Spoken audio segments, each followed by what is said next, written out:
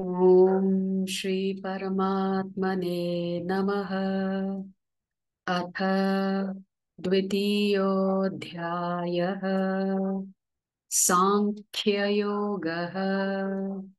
सञ्जय उवाच तं तथा कृपयाविष्टम् अश्रुपूर्णाकुलेक्षणं विषीदन्तमिदं वाक्यम् उवाच मधुसूदनः। श्रीभगवानुवाच कुतस्त्वाकश्मलमिदं विषमे समुपस्थितम् अनार्यजुष्टमस्वर्ग्यम् अकीर्तिकरमर्जुन। क्लैब्यं मा स्मगमः पार्थ नैतत्त्वय्युपपद्यते। क्षुद्रं हृदय दौर्बल्यम् त्यक्त्वोत्तिष्ठ परन्तप। अर्जुन उवाच कथं भीष्ममहं सङ्ख्ये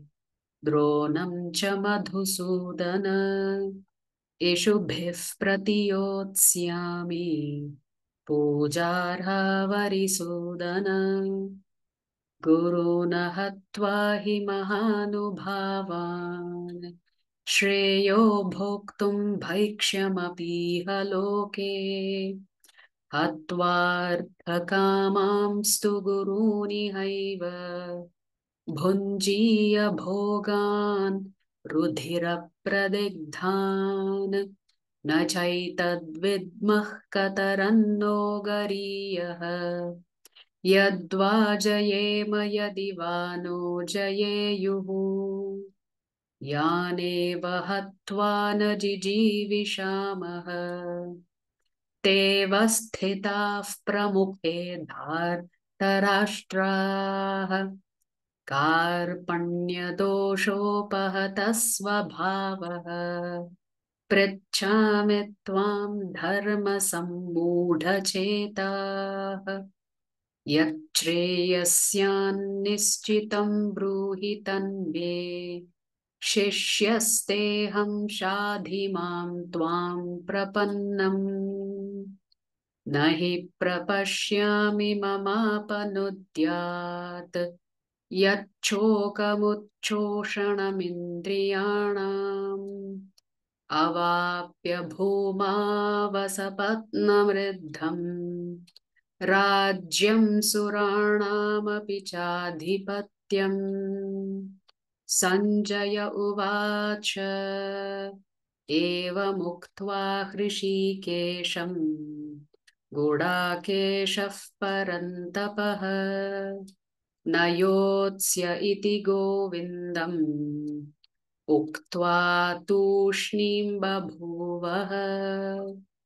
तमुवाच हृषीकेशः प्रहसन्निव भारत सेनयोरुभयोर्मध्ये विषीदन्तमिदं वचः।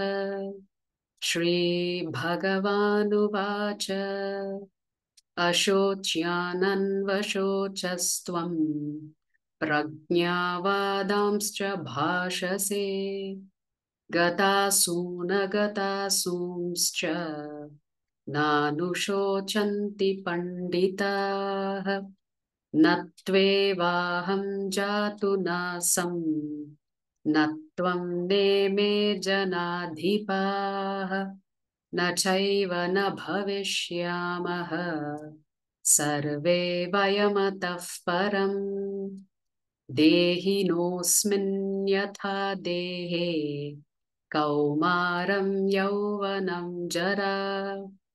तथा देहान्तरप्राप्तिः धीरस्तत्र न मुह्यति। मात्रा स्पर्शास्तु कौन्तेय शीतोष्णसुखदुःखदाः आगमापायिनो नित्याः तां स्थितिक्षस्व भारत। यं हि न व्यथयन्त्येते पुरुषं पुरुषर्षभ समदुःखसुखं धीरं सोऽमृतत्वाय कल्पते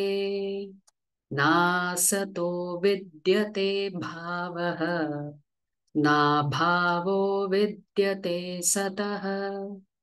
उभयोरपि दृष्टोऽन्तः त्वनयोस्तत्त्वदर्शिभिः अविनाशि तु तद्विद्धि येन सर्वमिदं ततं विनाशमव्ययस्यास्य न कश्चित् कर्तुमर्हति अन्तवन्त इमे देहा नित्यस्योक्ताः शरीरिणः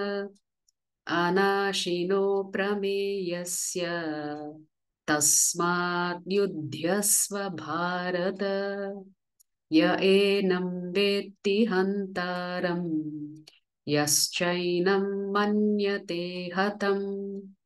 उभौ तौ न विजानीतः नायं हन्ति न हन्यते न जायते म्रियते वा कदाचित् नायं भूत्वा भविता वा न भूयः अजो नित्यः शाश्वतोऽयं पुराणः न हन्यते हन्यमाने शरीरे वेदाविनाशिनं नित्यं य एनमजमव्ययं कथं स पुरुषः पार्थ खं घातयति हन्तिकम् वासांसि जीर्णानि यथा विहाय नवानि गृह्णाति नरोपराणि तथा शरीराणि विहाय जीर्णानि अन्यानि संयाति नवानि देहि नैनं छिन्दन्ति शस्त्राणि नैनं दहति पावकः न चैनं क्लेदयन्त्यापः न शोषयति मारुतः अच्छेद्योऽयं मदाह्योऽयम् अक्लेद्यो शोष्य एव च नित्यः सर्वगतस्थाणुः अचलोऽयं सनातनः अव्यक्तोऽयमचिन्त्योऽयम् अविकार्योऽयमुच्यते तस्मादेवं विदित्वैनं नानुशोचितुमर्हसि अथ चैनं नित्यजातं नित्यं वा मन्यसे मृतम् तथापि त्वं महाबाहो नैनं शोचितुमर्हसि जातस्य हि ध्रुवो मृत्युः ध्रुवं जन्म मृतस्य च तस्मादपरिहार्येऽर्थे न त्वं शोचितुमर्हसि अव्यक्तादीनि भूतानि व्यक्तमध्यानि भारत अव्यक्तनिधनान्येव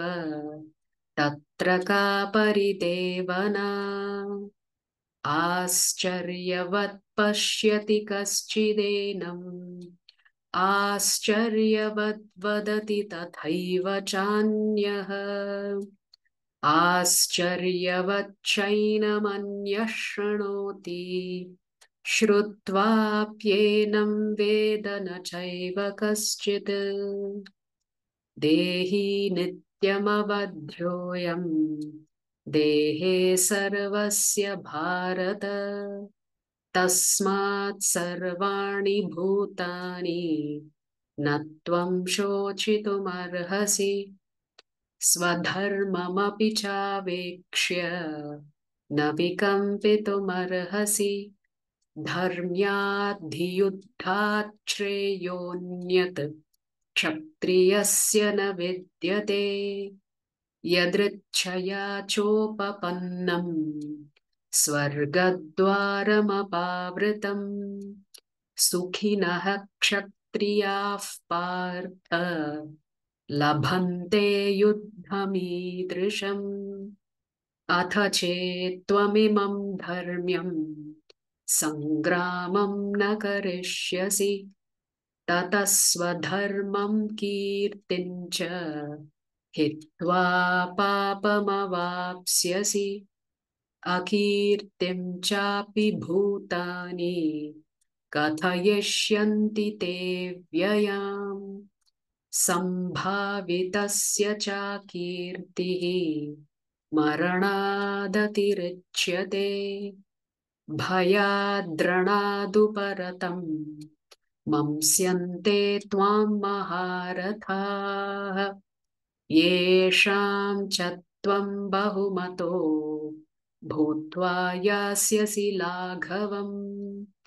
अवाच्यवादांश्च बहून् वदिष्यन्ति तवाहिताः निन्दन्तस्तव सामर्थ्यं ततो दुःखसरं नु किम् हतो वा प्राप्स्यसि स्वर्गं जित्वा वा भोक्ष्यसे महीम् तस्मादुत्तिष्ठ कौन्तेय युद्धाय कृतनिश्चयः सुखदुःखे समे कृत्वा लाभालाभौ जयाजयौ ततो युद्धाय युज्यस्व नैवं पापमवाप्स्यसि येषा ते भिहिता साङ्ख्ये बुद्धिर्योगे त्विमां शृणु बुद्ध्या युक्तो यया पार्थ कर्मबन्धं प्रहास्यसि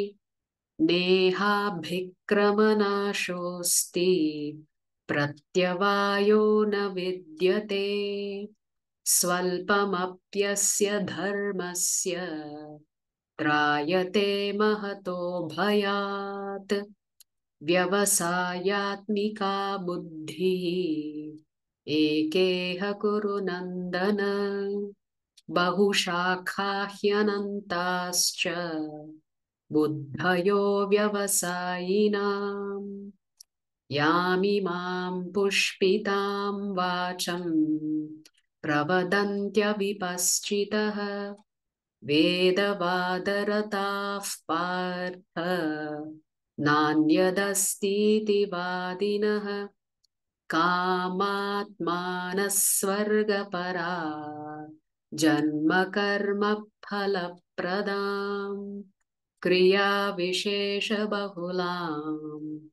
भोगैश्वर्यगतिं प्रति भोगैश्वर्यप्रसक्तानां तयापहृतचेतसां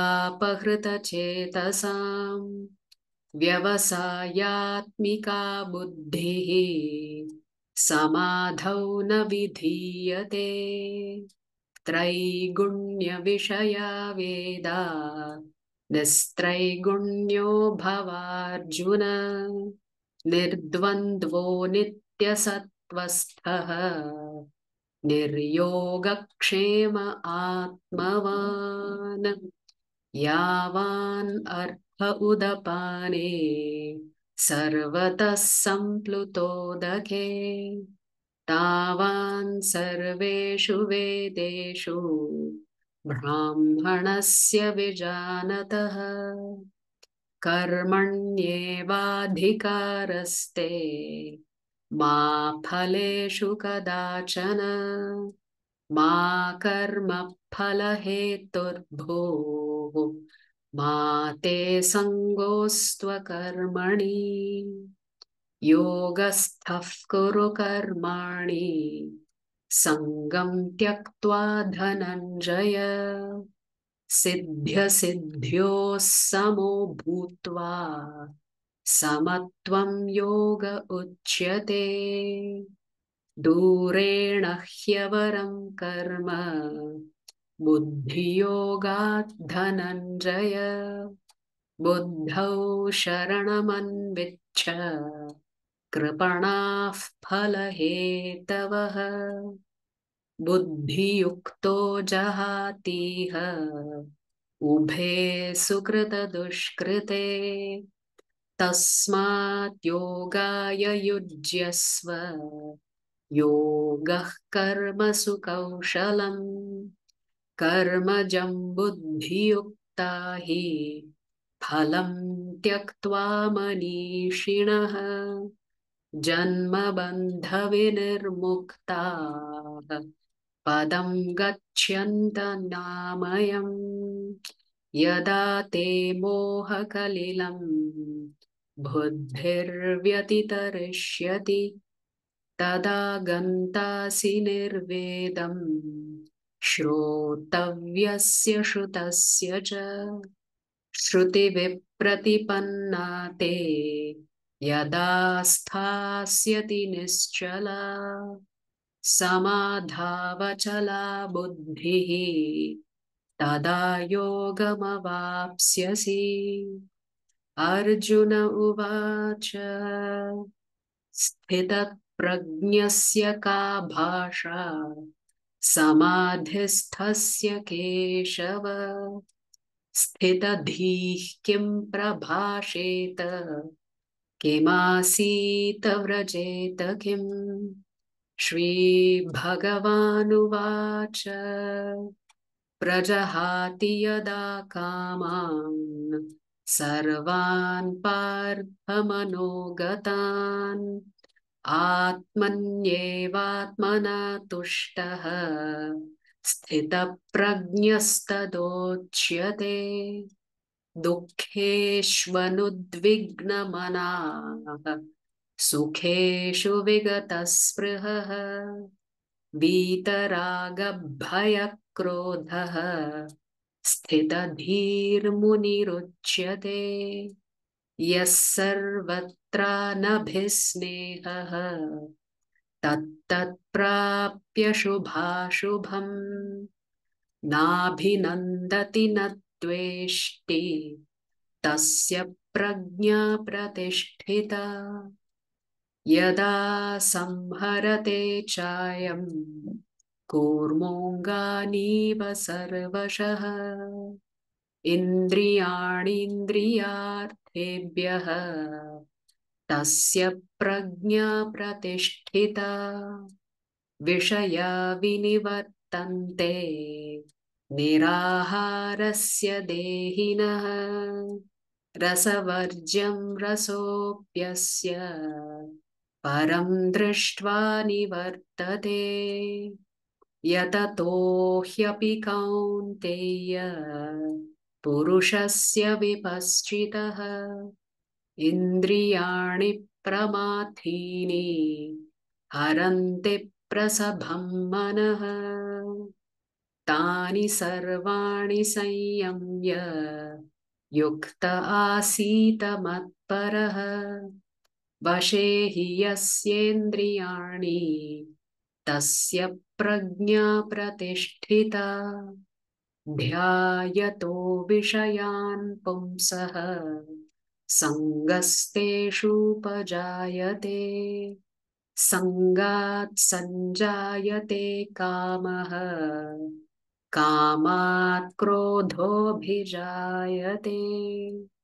क्रोधात् भवति सम्मोहः सम्मोहात् स्मृतिविभ्रमः स्मृतिभ्रंशात् बुद्धिनाशः बुद्धिनाशात् प्रणश्यति रागद्वेषविमुक्तैस्तु विषयानिन्द्रियैश्चरन् आत्मवश्यैर्विधेयात्मा प्रसादमधिगच्छति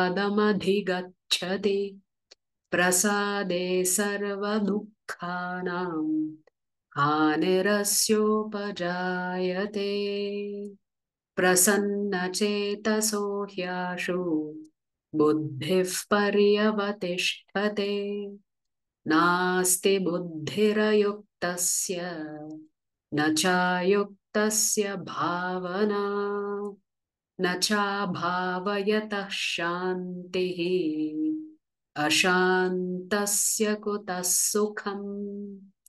इन्द्रियाणां हि चरताम् यन्मनोनुविधीयते तदस्य हरति प्रज्ञाम् वायुर्नावमिवाम्भसि तस्माद्यस्य महाबाहो निगृहीतानि सर्वशः इन्द्रियाणीन्द्रियार्थेभ्यः तस्य प्रज्ञा प्रतिष्ठिता या निशा सर्वभूतानां तस्यां जागर्ति संयमी यस्यां जाग्रति भूतानि सा निशा पश्यतो मुनेः आपूर्यमाणम् अचलप्रतिष्ठम् समुद्रमापः प्रविशन्ति यद्वत् तद्वत् कामायं प्रविशन्ति सर्वे स शान्तिमाप्नोति न कामकामी विहाय कामान्यः सर्वान् पुमांश्चरति निःस्पृहः निर्ममो निरहङ्कारः स शान्तिमधिगच्छति येषा भ्राम्ही स्थितिः पार्थ नैनां प्राप्य विमुह्यति स्थित्वा स्याम् अन्तकालेऽपि ब्रह्मनिर्वाणमृच्छति ॐ तत्सत् इति श्रीमद्भगवद्गीतासु उपनिषत्सु ब्रह्मविद्यायां योगशास्त्रे श्रीकृष्णार्जुनसंवादे सांख्ययोगो नाम द्वितीयोऽध्यायः श्रीकृष्णार्पणमस्तु।